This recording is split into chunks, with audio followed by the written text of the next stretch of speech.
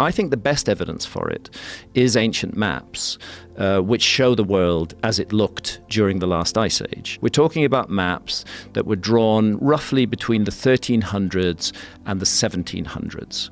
In other words, in relatively recent history. However, these maps were largely based on much older source maps, which they copied. And we can say that for sure, because one of the famous maps is the Piri Reis map, which was created by a Turkish admiral called Piri Reis in the year 1513. Piri Reis writes in that map that it is in his own handwriting that he based it on more than 100 older source maps, some of which had come from the Library of Alexandria. In other words, that maps had been, when the Library of Alexandria had been destroyed in the 4th century AD or whenever it was, some of its contents had been rescued and brought to Constantinople, which became the Turkish capital. And Piri Reis had access to those maps, and he incorporated information from those maps on his maps, as well as incorporating more recent navigational information. And this is one of a whole category of maps which are extremely hard to explain.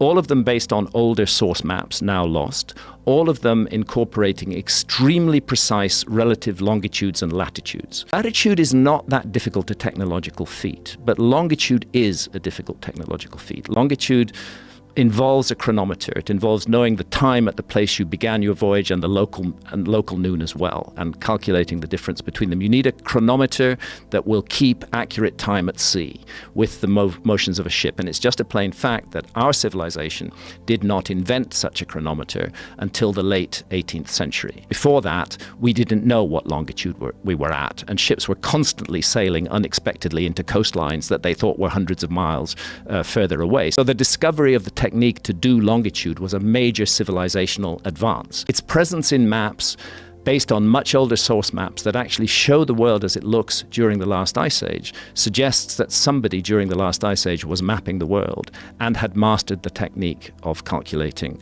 longitude.